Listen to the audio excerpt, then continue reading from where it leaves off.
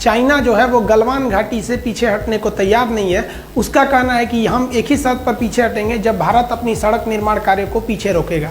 इसके बदले भारत सरकार ने भी बहुत ही कड़ा एक्शन लेते हुए पूरा चाइना का जो LAC पड़ता है, यहाँ से लेके कश्मीर से लेके पूरा अरुणाचल प्रदेश का एरिया में यहाँ पर अपनी मिलिट्री तैनात कर दिया है। ये बहुत ही बड़ा सिचुएशन क्रिएट हो गया कि पूरे बॉर्डर पर फौज तैयार हो गई है और नेवी भी तैयार बैठी है नीचे से। तो समझते हैं गलवान घाटी को लेकर चाइना इतना सेंसिटिव क्यों है और दौलत बेग ओल्डी और सियाचिन से इसका क्या कनेक्शन है। देखिए, जो सड़क को लेकर विवाद चल रहा है ये काफी पुराना है। 90 के दशक में जॉर्ज फर्नांडिस थे, जो अटल बिहारी वाजपेयी जो प्रधानमंत्री थे तो वो रक्षा मंत्री थे। इन्होंने कहा कि जो चाइना से लगने वाले बॉर्डर एरिया है वो सेफ नहीं है, वहाँ स्ट्रेटेजिक सड़कों का बहुत ही अभाव है। स्ट्रेटेजिक सड़कें उन्हें कहते हैं जिस पर तोप, टैंक, कितने भी भारी व्हीकल्स को ले जाएंगे कोई असर नहीं करता है। बरसात हो, कितने भी खराब मौसम हो, कुछ प्रभाव नहीं पड़ता है। भूकंप के दौरान भी वो अपनी क्षमता को बनाए रखते हैं, अतः उन्हें आप कह सकते हैं कि हमेशा आपके लिए वो रेडी रहते हैं स्ट्रेटेजिक सड़कें।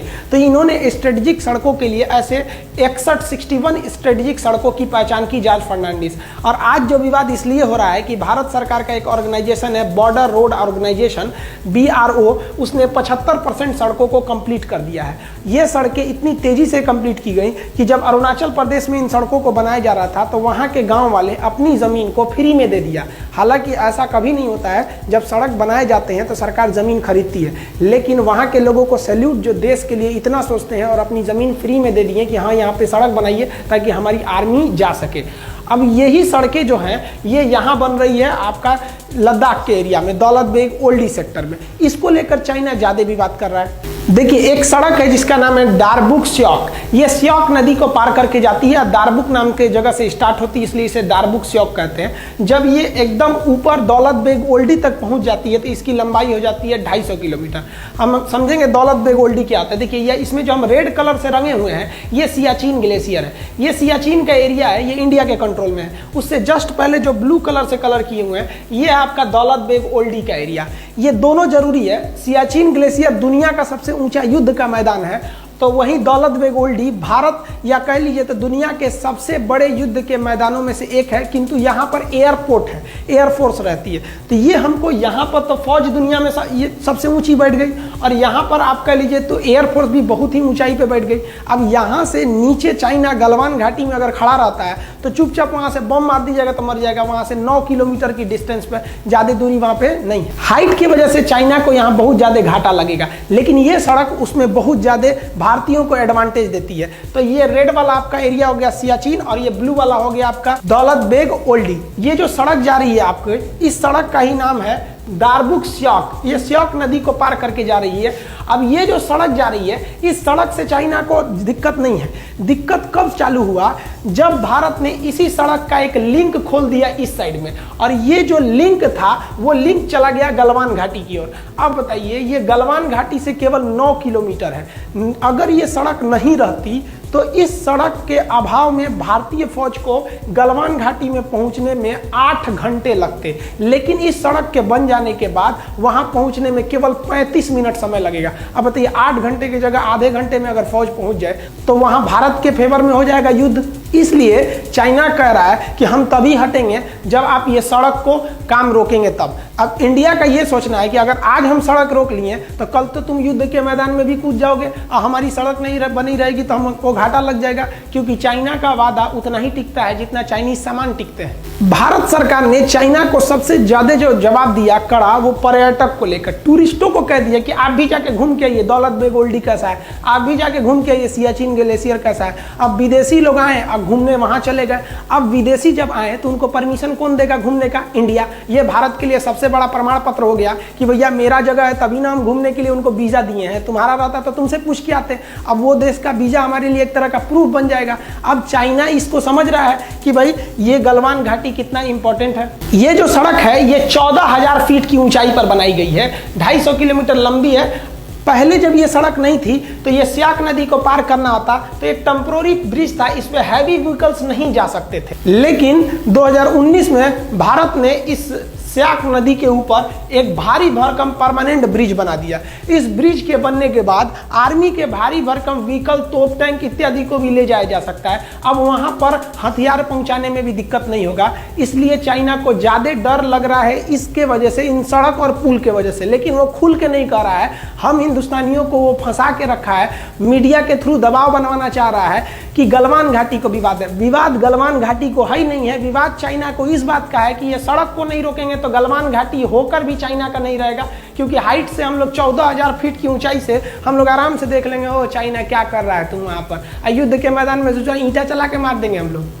यहाँ चाइनीज गवर्नमेंट का प्रेशर उनकी आर्मी पर भी है, क्योंकि चाइनीज गवर्नमेंट के खुफिया जानकारों ने चाइनीज सरकार को बोला था कि भारत वहां बहुत ही खतरनाक सड़क बनाने जा रहा है। लेकिन चाइनीज गवर्नमेंट ने जब आर्मी से पूछा तो उनके आर्मी वालों ने कहा कि इतना भयानक भयानक पहाड़ है, वहां सड़क बनेगा कैसे? देख रहे हैं पूरा सीधे सीधे ढलान है, कहां से अच्छा सड़क बन पाएगा? इतना बड़ा बड़ा पहाड़ है, सड़क नहीं बन पाएगा। गवर्नमेंट आप टेंशन नहीं लीजिए, हम लोग है ना। दिक्कत कब हुआ? जब ये सड़क बनकर तैयार हुआ तब। देखिए ये सड़क ऐसा बना दिया, इंडिया वाले भी बताइए इतना भयानक सड़क बना दिया सब। अब इसमें जो सेना की जो गाड़ियां चलती हैं वो बुलेट ट्रेन की तरह भाग रही हैं सब। इन सड़क पर पानी भी नहीं लगेगा, क्योंकि जहां तक सड़क गई है वहां तक पैरेलल नाला लेके गया है, दोनों ओर से पानी भी नहीं लगेगी। स्ट्रेटेजिक सड़क इतनी भयानक लग गई कि चाइनीज सरकार अपनी आर्मी पे भड़क गई कि रे चोट्टा कहीं का, तो बोला था कि सड़क नहीं बनेगी, कौन सी बना दिया देख तो। अब युद्ध के मैदान में धड़ाक से फौज उतार देगा, तू लोग मुंह ताकते रहना। चाइनीज सरकार का उनकी आर्मी पर गुस्सा एक बात और से है कि ये जो दौलत बेग ओल्डी है, इस दौलत बेग ओल्डी पर जब भारत ने अपनी एयरफोर्स को उतारा था तो एएन नामक विमान को उतारा था। ये छोटा सा जहाज है, इसमें 30-40 लोग बैठते हैं। तो इस पर चाइनीज आर्मी ने कुछ खास एक्शन नहीं लिया था, कहा था 30-40 आदमी के जहाज में क्या होगा। लेकिन इंडियन एयरफोर्स ने एक और खतरनाक काम कर दिया। एयरफोर्स ने पहले तो उतारा ही छोटका विमान एएन नामक छोटा सा, और जब ये उतर गया सक्सेसफुली तो यहाँ उतार दिया अपना C-17 ग्लोब मास्टर और हरकुलियस नामक भारी भीषण विमान। ये विमान जो है ना भीम है एकदम, समझिए तो 70 टन उठा के उड़ जाएगा। एक हाथी 10 टन की होती है, 70 टन उठाएगा, 7 गो हाथी को लाद के उड़ जाएगा। इतना किसी भी मौसम में उड़ सकता है, पहाड़ के बीच में भी उड़ सकता है। आप इसे देखिए कितना खतरनाक ये लैंडिंग करता है। भारत ने जब दौलत बेग ओल्डी में अपना सबसे भयानक विमान C-17 ग्लोब मास्टर को उतारा तो चीन में खलबली मच गई, क्योंकि एक बहुत विशाल विमान है और इतने पहाड़ी वाले एरिया में इस विमान को उतारना एक तरह से काफ़ी चैलेंजिंग था। किंतु भारत ने इस बड़े भारी भरकम विमान को दौलत बेग ओल्डी में सक्सेसफुली उतार लिया।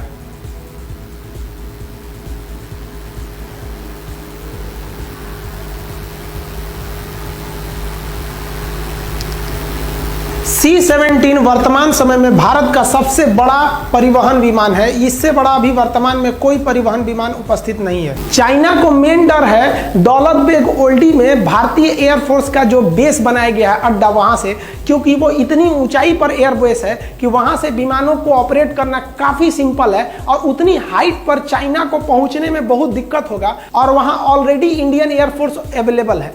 अब ये एयरफोर्स अगर चाइना के ऊपर दौलत बेग ओल्डी से धावा बोल दिया तो चाइना कुछ नहीं कर सकता है, क्योंकि सड़क अगर बन गई तो आर्मी सड़क से आएगी और चाइना अगर सड़क को तोड़ना चाहेगा तो ये देखिए ये बैठे हैं सब आराम से, दौलत बेग ओल्डी से धो देंगे सब वहां पे। तो चाइना को लग रहा है कि अभी रोक लो इंडिया को ये सड़क बनाने से, नहीं तो गलवान घाटी निकल गया उनके हाथ से।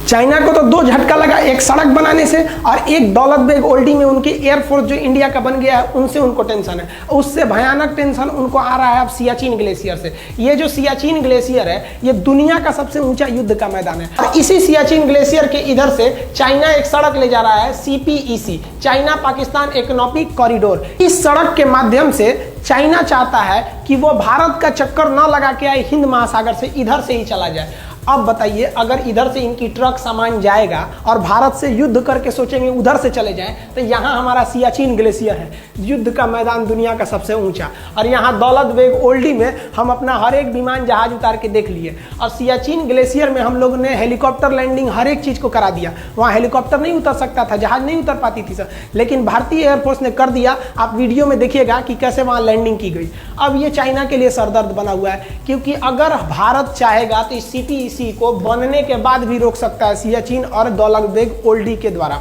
सियाचिन ग्लेशियर इतना दुर्गम एरिया है कि वहां सैनिकों को ऐसे जाना पड़ता है बर्फ में, जैसे मूवी वगैरह में जाते हैं लोग पहाड़ पर, और इतना कठिन जगह पे जाके वो लोग ड्यूटी करते हैं। लेकिन इंडियन एयरफोर्स ने उस सियाचिन ग्लेशियर पे अपना ध्रुव हेलीकॉप्टर उतार दिया, चीता उतार दिया, चेतक उतार दिया, MI हेलीकॉप्टर को बना रहा है, LCH हेलीकॉप्टर को बना रहा है। आप कहेंगे तो एयरफोर्स के जितने भी हेलीकॉप्टर हैं और विमान हैं उनका एक अलग वीडियो बना देंगे। और सियाचिन ग्लेशियर पाकिस्तान के कब्जे में चला गया था 1984 में, कैसे हम लोगों ने ऑपरेशन मेघदूत और ऑपरेशन राजीव द्वारा हम उसे वापस लेके आए थे, इसके लिए हम अलग वीडियो बना देंगे अगर आप कहेंगे तो भारत ने यहाँ पर अपना जो जहाज उतार दिया, इससे चाइना को एक बहुत बड़ा सरदर्द है कि इधर से जाएगा गलवान घाटी और उधर से जाएगा CPEC सड़क।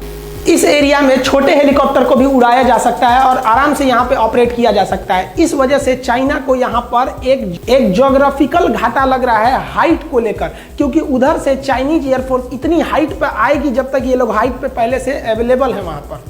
भारत सियाचिन ग्लेशियर पर हेलीकॉप्टर भी उतार सकता है, वहाँ अपनी सैनिकों को रसद सामान सामग्री को हेलीकॉप्टर जैसे चीता, चेतक, ध्रुव जैसे हेलीकॉप्टरों को वहाँ आराम से उतारा जा सकता है और वहाँ पर रिफिलिंग तथा रसद सामान इत्यादि को पहुँचाया जा सकता है। ये चाइना के लिए एक बहुत बड़ा थ्रेट साबित होगा, क्योंकि यहाँ हेलीकॉप्टर उतारना बहुत ही बड़ा चैलेंजिंग होता है। आप चारों ओर देखिएगा केवल बर्फ ही दिखाई देगा आप। साथ ही इंडियन नेवी ने कहा है कि इसका जो ईस्टर्न फ्लीट है यहाँ पर हालात ठीक नहीं है, अतः ईस्टर्न फ्लीट को हम आगे भेजने के लिए दिशा निर्देश दे रहे हैं। अब यहाँ से इंडियन नेवी भी तैयार बैठी है इधर से जाने के लिए अपने पूरे फ्लीट के साथ, कि अगर कहीं इधर में कोई दिक्कत हो रहा है तो हम यहाँ चले जाएंगे। इस बार गवर्नमेंट ने सबसे तगड़ा एक्शन लिया है कि तू ससुरा हमको गलवान घाटी में घेरो, हम तैयार बैठे हैं। कहां पर? पूरा यहां से लेकर यहां तक, ऊपर के बॉर्डर पे रेडी बैठे हैं आर्मी से, यहां बैठे हैं हम लोग पूरी तरह से एयरफोर्स को, और नेवी भी इधर तैयार ही बैठी है। आओ अब देखते हैं हम लोग, अब तुम गलवान घाटी ले लो।